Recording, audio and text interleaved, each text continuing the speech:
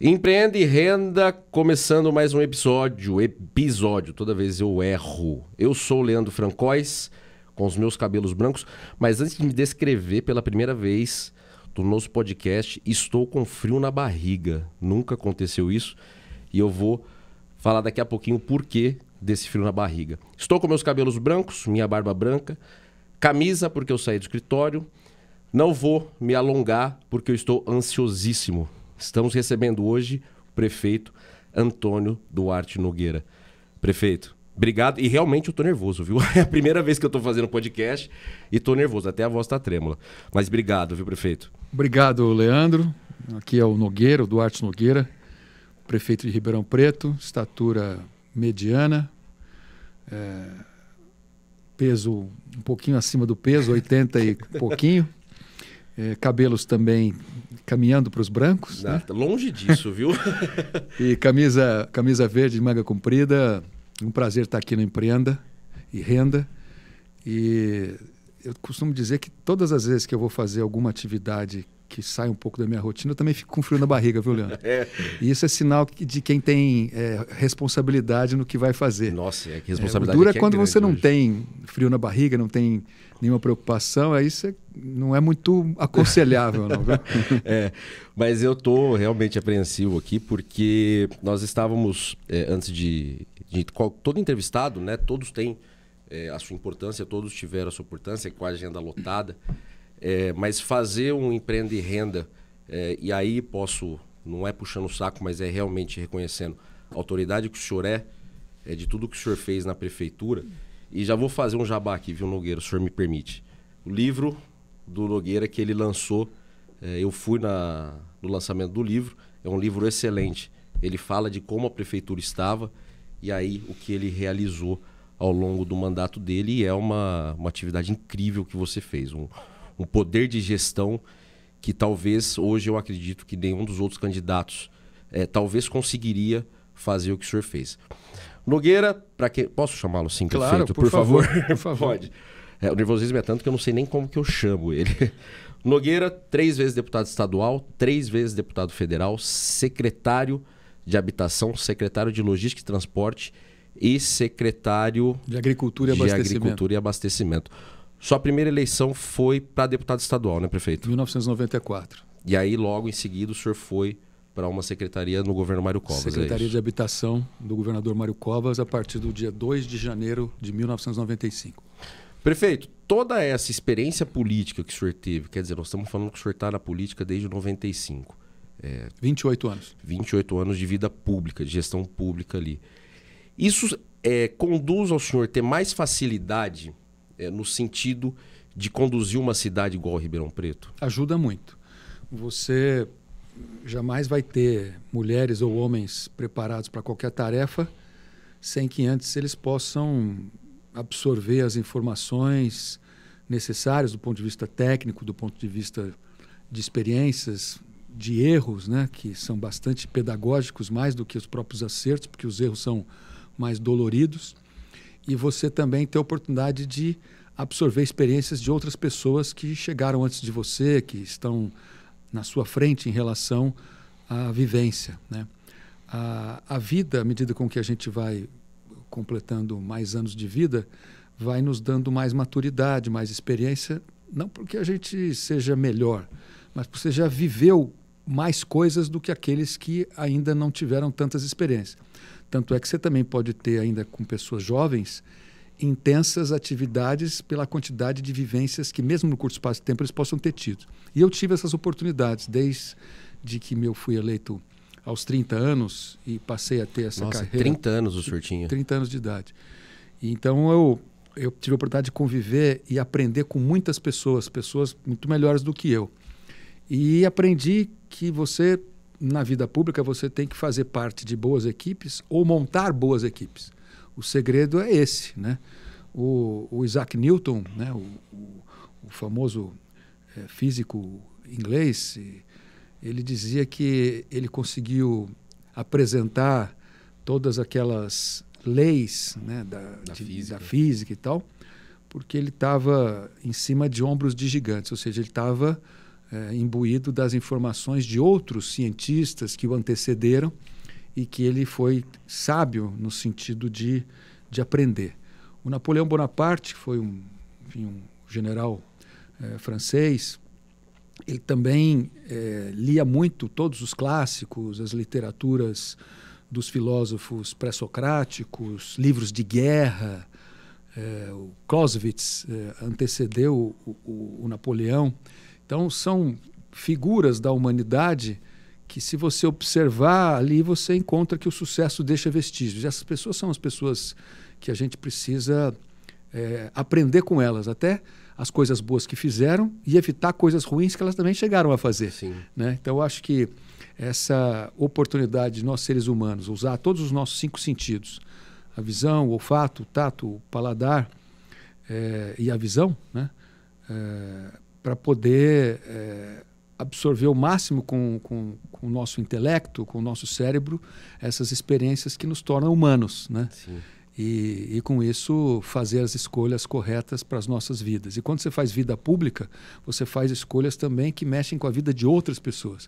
E se você faz escolhas erradas, você prejudica a vida de muita gente. O senhor sabe, o senhor falou uma frase agora, e nós estamos em campanha, né? Todo mundo já sabe, e eu falo que, na minha experiência de 18 anos ali de política, mas nunca com cargo, a gente extrai o que é bom e leva para a nossa campanha para ver se a gente pode ajudar.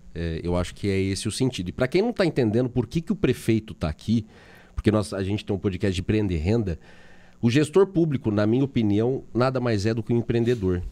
Mas ele é um empreendedor da sua cidade, de um governo, para um deputado estadual. E é isso que nós vamos discutir, que o prefeito fez muito bem na nossa cidade. E aí, prefeito, eu estava dando uma olhada em algumas estatísticas e uma me chamou muita atenção. O senhor me permite só dar uma recapitulada aqui. Quando o senhor assumiu a prefeitura, a maior dívida que a prefeitura tinha era com a Estre. 60 milhões de reais. E aí o senhor conseguiu fazer o pagamento, enfim. Como que foi, prefeito? Porque o senhor assumiu, vinha de uma operação que devastou a cidade, né? Da Operação Sevandija, que todo mundo conhece, que acabou com a prefeitura. Quando o senhor assumiu, o senhor assustou com as contas? Não, porque a gente já tinha feito um trabalho de montagem de um programa de governo, ciente da situação complicadíssima que a cidade se encontrava. E depois, durante o período do governo de transição, quando nós reunimos especialistas convidados, inclusive acadêmicos da FEA, né? E entre outros pessoas que nos ajudaram muito, a gente teve a oportunidade de levantar o tamanho do problema que nós tínhamos pela frente. A Estre, que é a empresa que coletava o lixo, ficou mais de 1 ano sem receber da prefeitura. Eles não tinham pessoal para colocar na rua, né, prefeito? E isso, ela era o maior credor, mas nós tínhamos quase 400 diferentes empresas a receber 334 milhões de reais, entre esses 334, 60 da Estre, mas tinha Beneficência Portuguesa, Santa Casa, construtoras, prestadores de serviço, desde que a prefeitura devia pouco mais de R$100 até aqueles que ela devia 60 milhões. Entendi. Aqueles que superavam um valor muito alto, que eu não tinha condições de pagar nos 12 primeiros meses do meu mandato, eu tive que fazer leis me autorizando a passar isso para outros anos. E a empresa de lixo, que era a nossa maior credora, eu parcelei em 33 parcelas. E a última parcela eu quitei em janeiro de 2020. Então, em 2020, eu quitei os 334 milhões de mais de 500 CNPJs emitidos contra a prefeitura, com dívidas contraídas nos anos de 2016 e 2015 não pagas. Além disso, tinha mais 278 com os servidores municipais do plano Collor, dos 28 e 35. Eu vou entrar nessa. Que eu paguei em 44 parcelas. Depois amortizei a dívida fundada em 111 milhões de reais, de 681 para 570 nos 4 primeiros anos. E somava-se a isso a dívida que a prefeitura tinha com os servidores, porque não pagou o 13º, nem os encargos, não pagou os encargos da folha de novembro paga em dezembro, e ainda eu tinha que pagar mais 100 milhões de reais, que é praticamente a folha de janeiro, seus encargos. Então, 100 mais 100 mais 50 dá 250 milhões. Então, se você somar 250, 334, 278, 111, dá 973 milhões de reais nos primeiros 4 anos. Foi facinho, né, prefeito? Foi uma experiência muito interessante, né? Que te conduz a outras, né, prefeito? Eu acho que isso é uma... Talvez o senhor, ao longo da vida pública do senhor, talvez o senhor nunca tinha pego uma dívida tão alta assim que o senhor teria que gerir essa dívida e fazer esse pagamento. Você disse na sua pergunta, né, e o seu programa e o podcast é Empreenda e Renda, que os agentes políticos e públicos também são empreendedores. Empreendedor é uma palavra francesa, de origem francesa, do século XVIII, portanto, do 1700 alguma coisa, que vem derivada de uma palavra francesa chamada entrepreneur, que quer dizer aquele que assume riscos.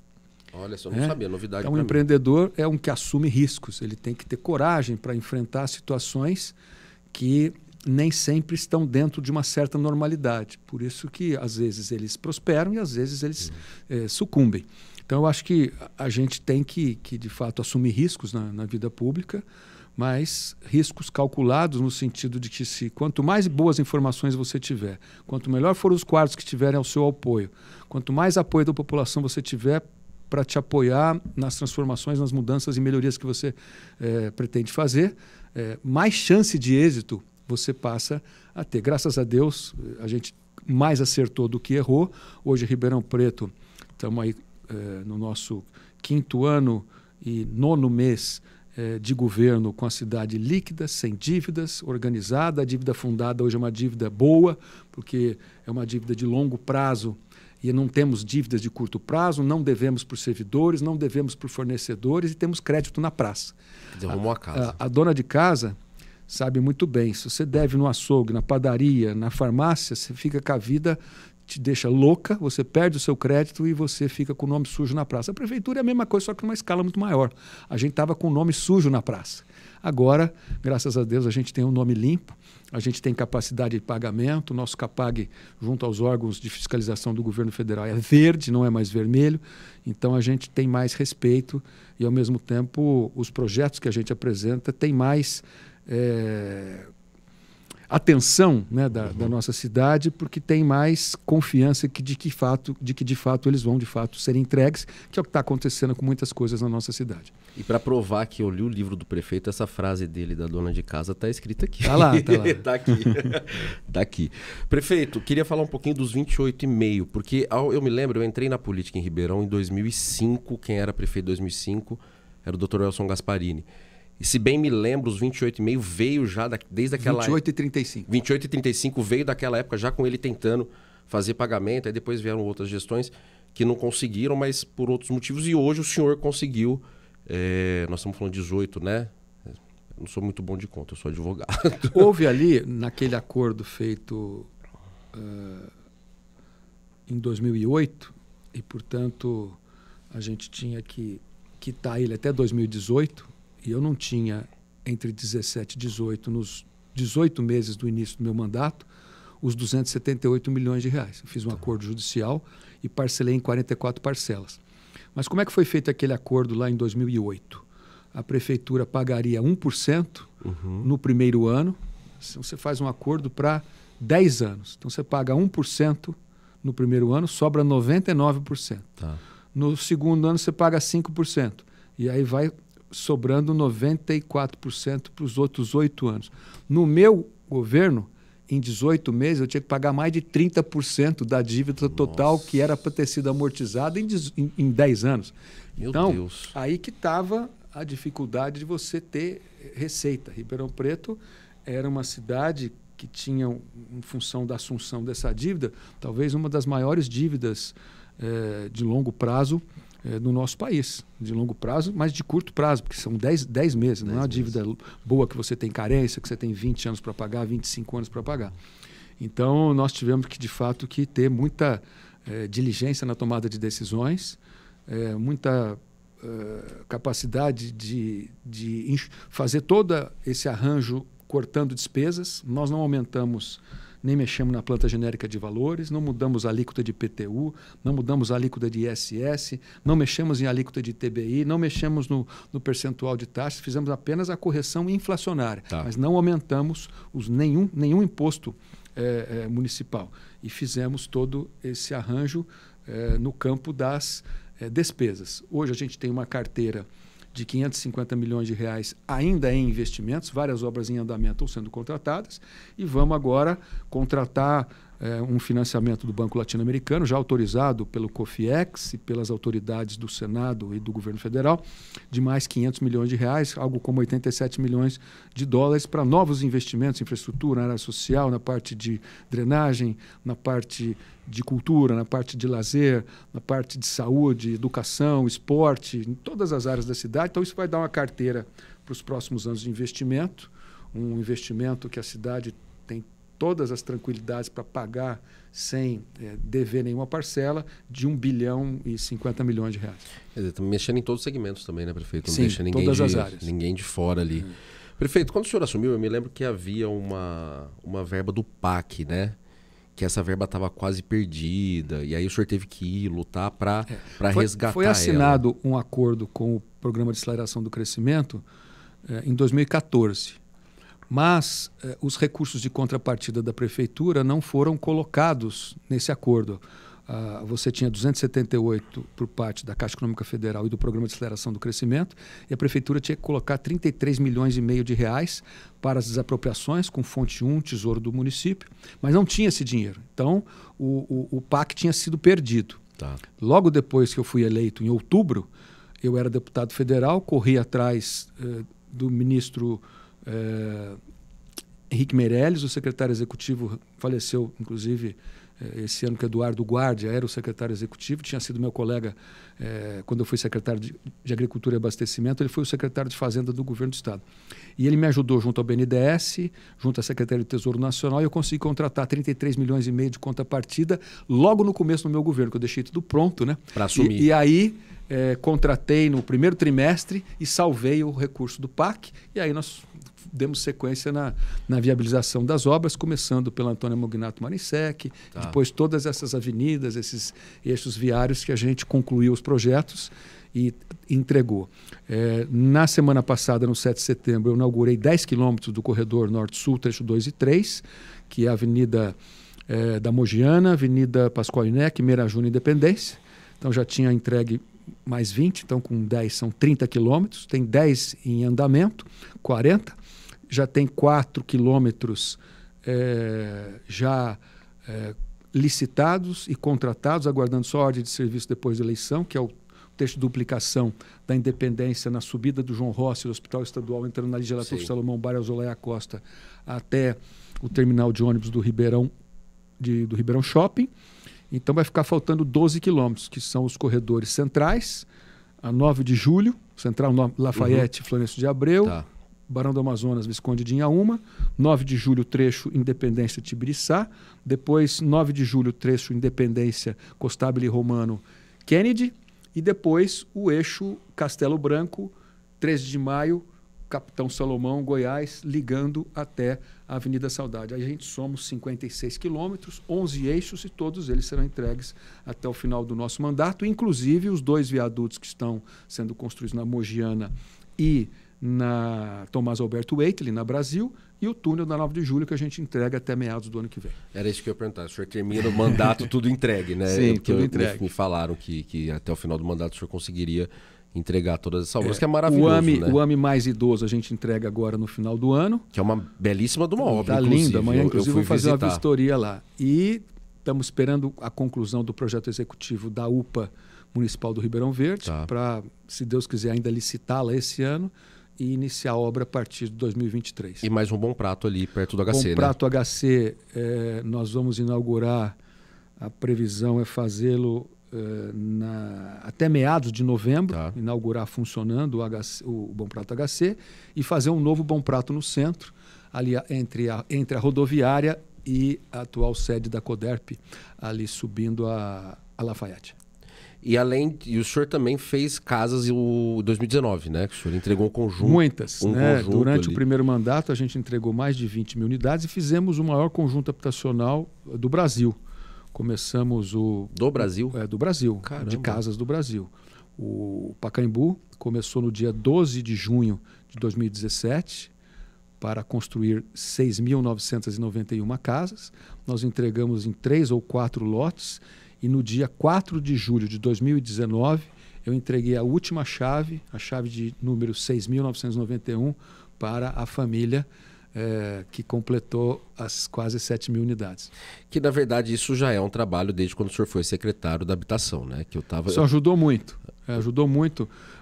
Quando eu fui secretário da Habitação, você tinha os recursos da CDHU, você tinha ainda financiamentos da Caixa Econômica Federal, para que órgãos como o CDHU, a Coab, fizesse os projetos e fosse o agente financeiro e executor desses projetos. Hoje não é mais assim.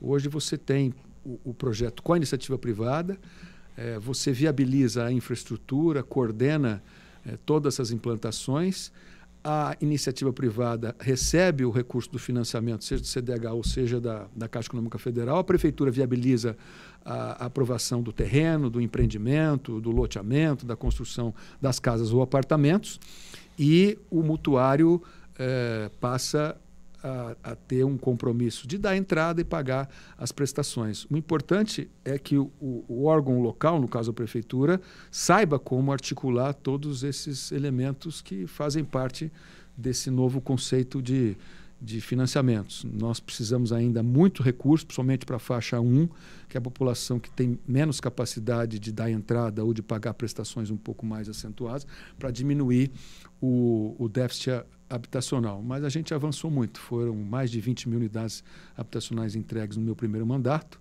e eu entreguei mais de 5 mil casas dentre aquelas que foram construídas no período do meu pai, durante 4 anos, depois 6 anos, 10 anos de construção, ele entregou 15 mil, em 4 a gente entregou 20 mil. E para quem não sabe, o Quintino só existe graças ao pai do prefeito, né?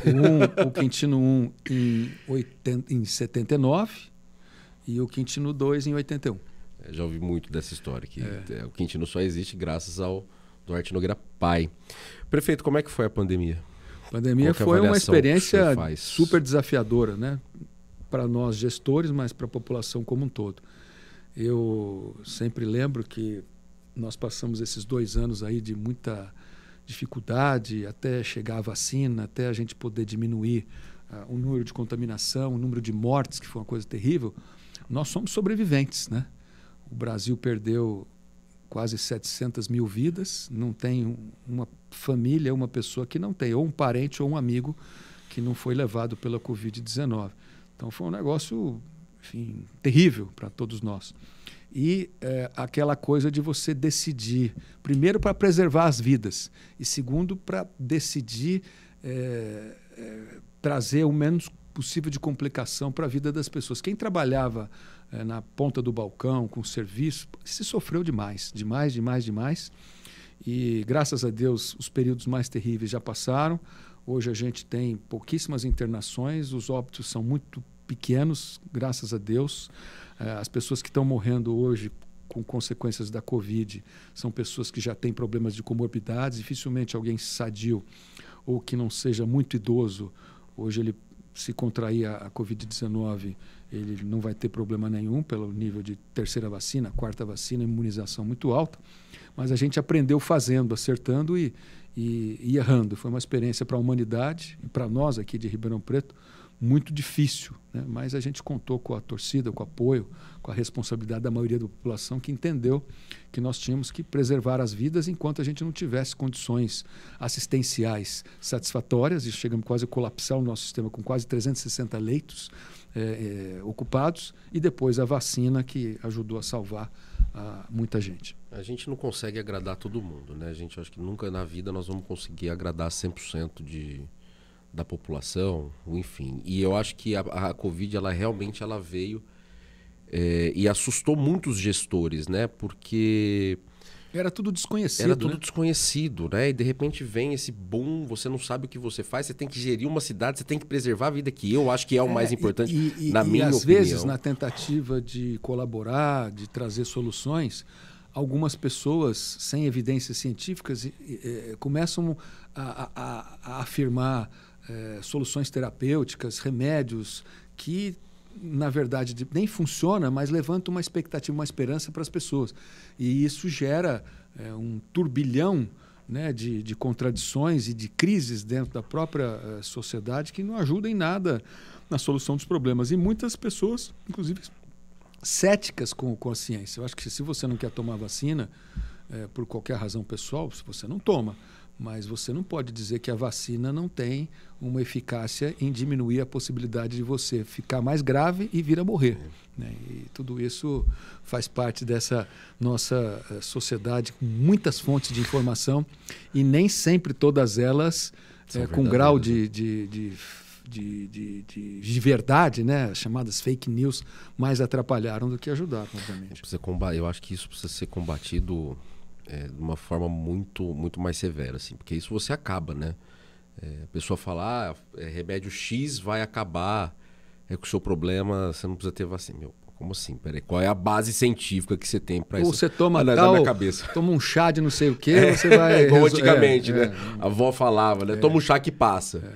Uma coisa é certa, né? Boa alimentação, boa hidratação, repouso, enquanto não se tinha vacina nem em forma terápica. Assistências de saúde à disposição, recursos humanos, leitos de internação, pronto atendimento e todo o apoio para aquele que ficar doente e a sua família. E depois a gente foi diminuindo as nossas gravidades à medida com que a vacina foi imunizando a população do planeta como um todo. Prefeito, em 2019 o senhor recebeu o selo Prefeito Empreendedor pelo SEBRAE, projeto elaborado para implantação do microempreendedor individual no Poupa Tempo, aumentando em 205% na formalização de microempreendedores numa média de 1.818 atendimentos dia. Como que é receber esse prêmio, prefeito? Qual é o sentimento? Porque quando eu vejo quando nós recebemos um prêmio, é porque é reconhecido aquele trabalho que nós fizemos em algum momento da nossa vida. E quando a gente fala que o senhor recebeu o selo do Prefeito Empreendedor, eu já vou fazer o link com geração de emprego em Ribeirão Preto. Como que é receber esse reconhecimento, e pelo SEBRAE ainda, né? Que eu acho que é uma instituição séria que existe.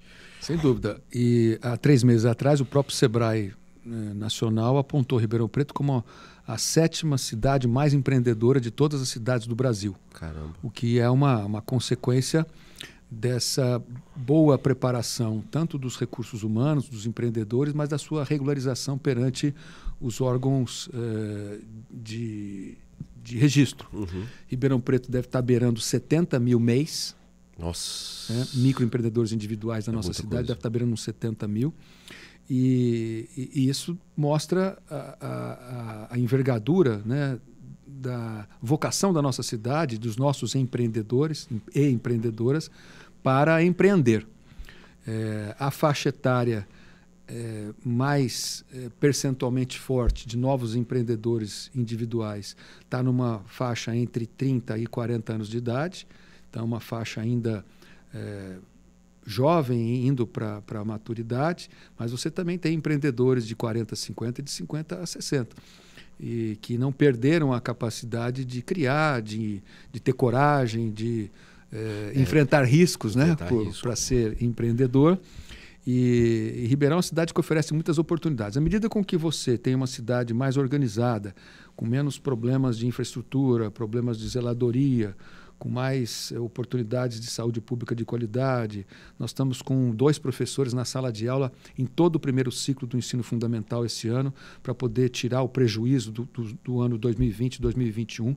Porque o jovem que entrou, e esse empreendedor individual que pode ter filho na nossa escola em 2019, quando a gente recebeu o prêmio, em 2020, se esse menino entrou na escola em 2019, ele foi para 2020 fora da sala de aula no 2º ano. Tá. E ele continuou fora da sala de aula no 3º ano, em 2021. E agora ele está em 22, está no 4º ano, ele ficou 70% da vida escolar dele até chegar agora, esse ano, em 2022, fora da sala de aula.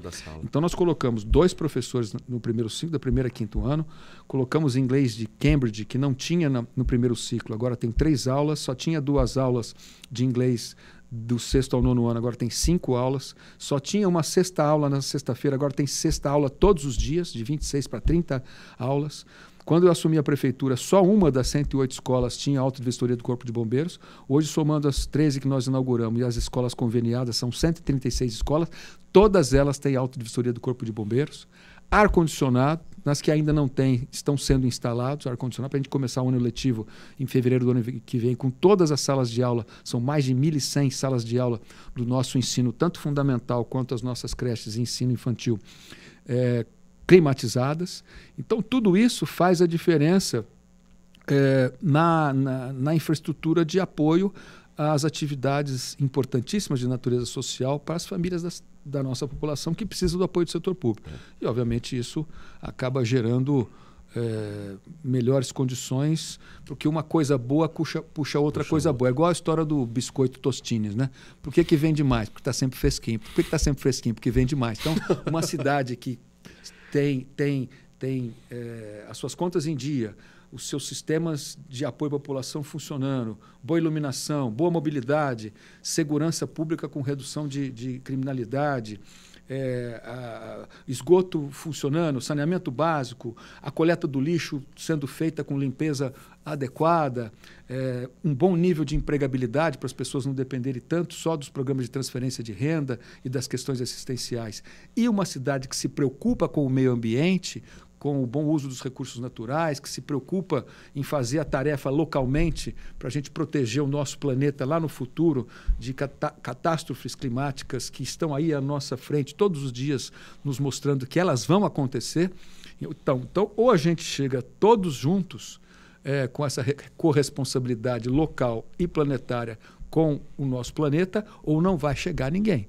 Então, eu acho que esse aculturamento, essa responsabilidade ambiental, a gente tem que também ter junto com as outras tarefas para a qualidade de vida da nossa população. Que falando em meio ambiente, o senhor tem inaugurado muito o ecoponto, né, prefeito? Inaugurei 6 até agora. Mas que não tinha. Não tinha. Né? Não tinha. A gente tinha as caçambas sociais e elas foram um projeto que não deu certo, porque virou entulho de lixo, né?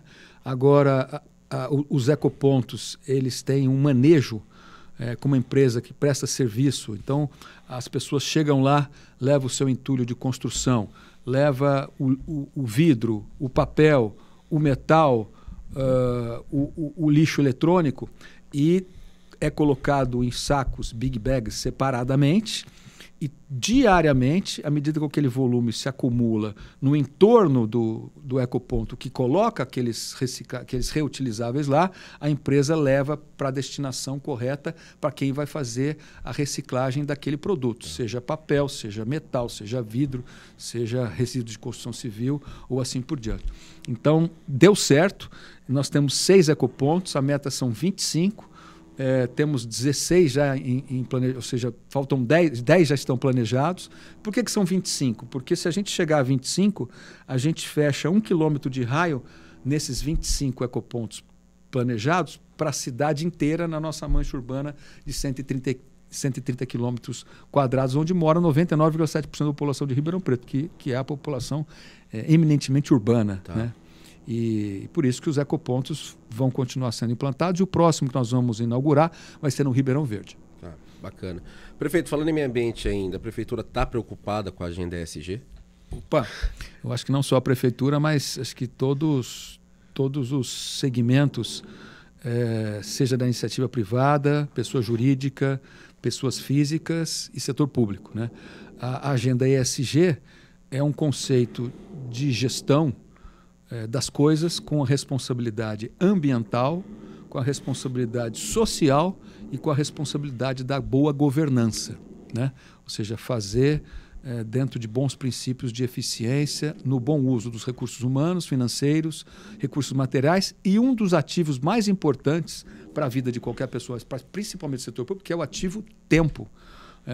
O dia tem 24 horas para todo mundo, mas para quem está no setor público, a gente tem que correr para entregar mais rápido coisas boas para a população e demanda tempo de maturação e de execução e de entrega.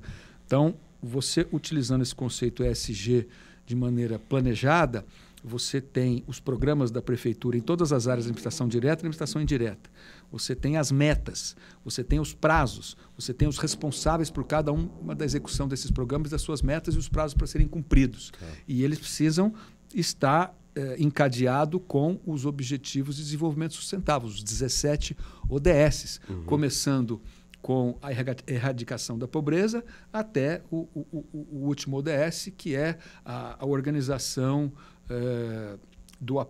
da relação entre a sociedade e o setor público, passando por todos os outros ODS, né?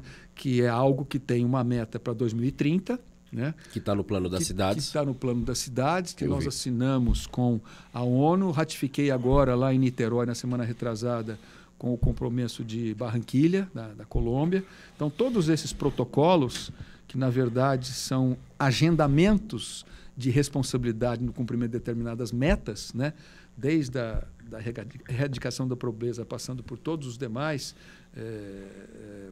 nós, em Ribeirão Preto, temos dos 17, só não temos vida marinha, né? Porque nós não temos um mar aqui. Os outros 16 a gente tem.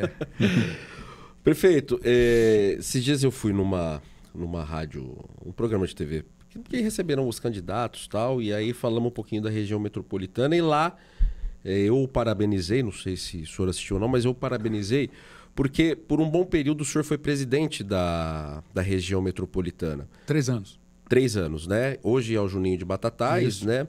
O Boi foi, né? Isso.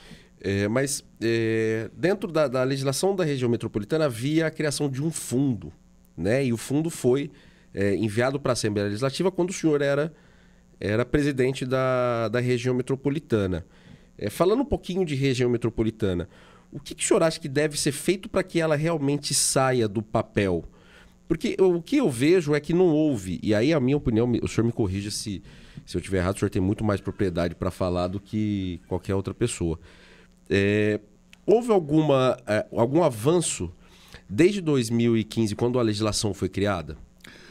Bom, a legislação foi criada em meados de 2016. Isso, 16, desculpa. Foi aprovado a lei que criou a região metropolitana de Ribeirão Preto, 34 municípios.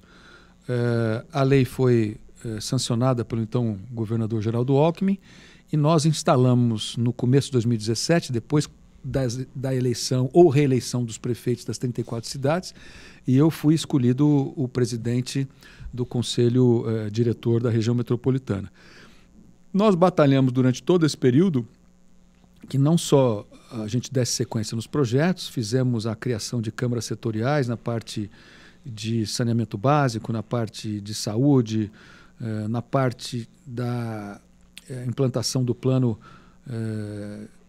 o PDUI, né, o Plano Diretor Urbano Integrado, que é uma peça de planejamento que o governo do estado concluiu junto às regiões metropolitanas, mas nós precisamos de um instrumento que ainda não foi aprovado em lei, que é a Agência de Desenvolvimento da Região Metropolitana, que nesta lei, uma vez aprovada, ela cria esse órgão gestor, que vai ter ali atribuições de planejamento e de execução desses projetos, com cargos, com recursos humanos e orçamentários, para que você possa, depois da instituição da Agência de Desenvolvimento, ter um fundo criado por decreto regulamentando essa lei. Tá. E até agora isso não foi criado. Então, nós estamos ainda só com as atividades individuais ou a organização que a própria Secretaria de Desenvolvimento Regional,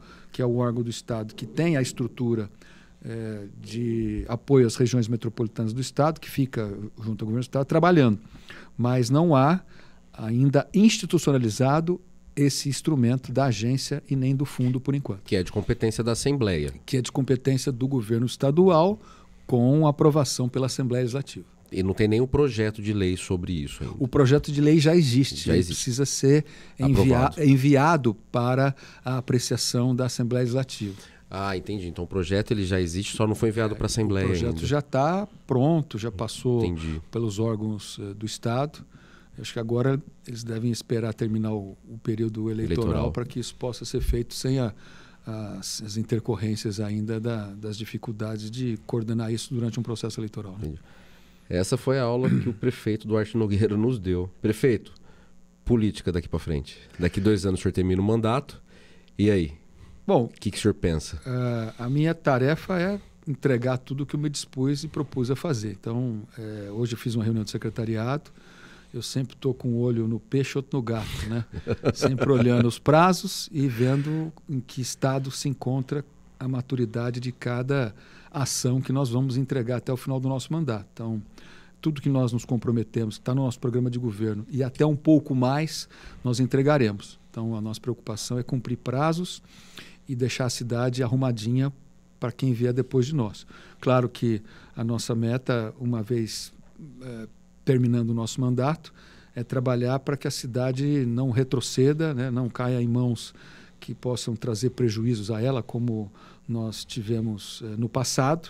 E para isso a gente tem que estar preparado para explicar o que foi feito, como foi feito, para a gente não retroceder. E é isso que vai ser o meu papel como prefeito, que não pode mais disputar a reeleição. Vou ter um candidato, né? A nossa equipe vai ter um candidato e vamos trabalhar para que ele ou ela possa ser eleito. Né? Para dar sequência no trabalho que nós vamos deixar ainda pela frente. Eu sempre falo que para arrumar Ribeirão Preto do jeito que eu gostaria mesmo, a gente vai precisar de uns 4 ou 5 mandatos. Né?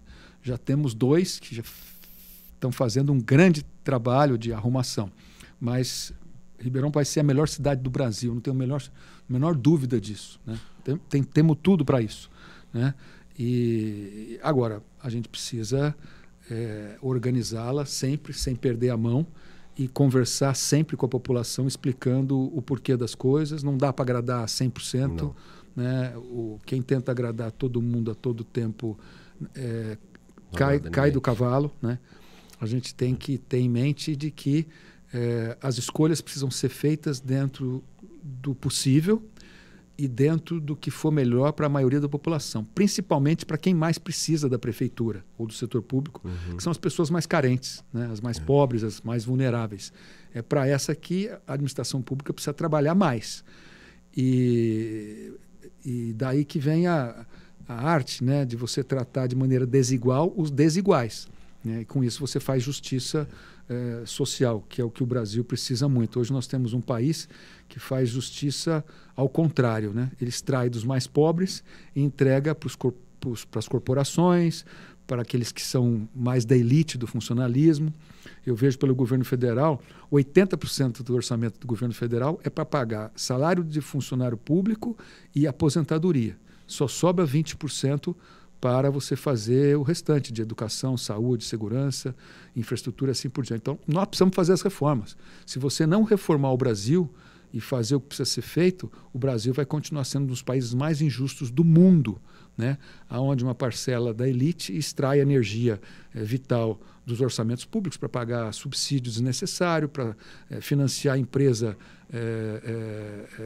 improdutiva e assim por diante. Então, essa agenda, essa discussão eu não estou vendo nos candidatos. Os candidatos eu só vejo eles falarem do que eles vão entregar, mas ninguém explica de onde que vai tirar esse dinheiro para fazer essas coisas todas. E o dinheiro pode, tem e virá, desde que você faça as reformas que o país precisa e enfrente, enfim, os feudos, os monopólios, as grandes corporações, aqueles que de fato não querem que as reformas sejam feitas. No livro Príncipe do Maquiavel diz o seguinte: o reformador tem inimigos em todos os cantos, porque ele encontra ferozmente adversários terríveis naqueles que se beneficiam com o atual estado da ordem e defensores tímidos daqueles que vão se beneficiar de uma nova ordem que você quer reformar. Essa é a realidade da natureza humana. E isso na administração pública está escancaradamente presente, e isso eu aprendi procurando fazer as coisas melhor. Você jamais vai conseguir atingir um resultado melhor do que você está tendo fazendo as coisas sempre do mesmo jeito. Ou você enfrenta e realiza construindo e melhorando em cima das críticas do que você fez contra os seus adversários para poder ganhar a eleição, ou então, se você não fizer isso, a cada dia que passar o tempo, você vai olhar no espelho e vai ficar cada vez mais parecido com o seu adversário. Falou tudo. Prefeito, tá com tempo ainda ou não? Já vai encerrar? Um pouquinho só. Falar o último tema aqui. É que o senhor tocou no assunto, eu esqueci de falar lá na frente, que é a reforma, que eu acho que é importante você fazer a reforma, porque é onde você vai adequar o seu orçamento ali. E o senhor fez isso em Ribeirão, no Sasson, e aí logo depois... IPM. No IPM, e logo em seguida, acho que o ano passado... A reforma administrativa. Reforma administrativa, mas logo em seguida depois o senhor liquidou a Coderp, que tinha... Que perdeu a razão de ser. Perdeu a razão de existir. Uhum. Essa reforma administrativa que o senhor fez, não foi fácil, né, ter feito ali, é uma briga política dentro da Câmara e tudo mais. Mas isso também deu um subsídio ali para o orçamento de Ribeirão? Muito. Hoje a gente tem um orçamento equilibrado, a cidade cabe dentro da nossa capacidade de receita e recuperamos a capacidade de investimentos. Esse ano agora de 2022... nós vamos estar nos maiores índices de investimento que a cidade já teve, alguma coisa como 8% a 9%, e o ano que vem 14%. Ribeirão Preto nunca teve um ano de investimentos com receita corrente própria com 14% do nosso orçamento, e vai acontecer isso o ano que vem. Agora, não dá para fazer isso da noite para o dia, você tem que ir reformando. Reforma é mais ou menos como a unha. Você faz a reforma, mas não existe uma reforma terminativa. A unha cresce, você corta, a unha cresce, você corta. Então você tem que estar permanentemente reformando, porque sempre você vai ter condições de melhorar o seu ambiente institucional, sempre você tem condições de fazer mais com a mesma estrutura que hoje está à disposição, fazendo determinada quantidade de coisas. Você pode inovar com tecnologia, você pode inovar com novos métodos de gestão, você pode inovar absorvendo projetos exitosos que deram certo em outros lugares. Enfim, tem muita coisa para ser feita e você tem que estar 100% do seu dia acordado, atento de que quando a gente diz que Ribeirão Preto é uma cidade global e acolhedora, é porque Ribeirão Preto é uma das principais metrópoles do mundo. E aonde tiver projetos e programas importantes no mundo todo, a gente tem que ir lá e trazer essa globalidade para a nossa cidade. E ela tem que ser acolhedora, porque a gente precisa dar o maior bem-estar possível para as pessoas que estão mais longe de uma boa qualidade de vida. E é aí que a prefeitura tem que fazer e faz a diferença na assistência social, numa boa educação, numa saúde, enfim, tudo que possa dar mais oportunidades para quem mais precisa de oportunidades. Porque quem já está com a vida arrumada, esse já precisa só que a cidade funcione, né? Que não dê problemas para ele. Aquele que está num nível de desenvolvimento socioeconômico mais vulnerável, esse sim precisa muito da prefeitura. Prefeito, não tenho nem como agradecer o senhor ter aceitado o convite, ter participado. Eu sei que a agenda do senhor é mega disputada, mas eu agradeço muito a tua presença. Eu acho que o empreendedorismo não é só no privado, o empreendedorismo também ele é na esfera pública. E o senhor administrou muito bem quando o senhor pegou a cidade do nível que ela estava e hoje você entrega Ribeirão Preto para o próximo prefeito ou para a próxima prefeita. Melhor do que recebeu. Melhor do que recebeu e no azul. Que aí fica mais fácil de você exercer o seu mandato ali. Prefeito, muito obrigado pela disposição. Eu fiquei muito feliz que o senhor veio. E é isso, pessoal. É isso que é o empreendedorismo. Não é só no privado. É também na esfera pública. Esse foi mais um Empreender Renda. Muito obrigado.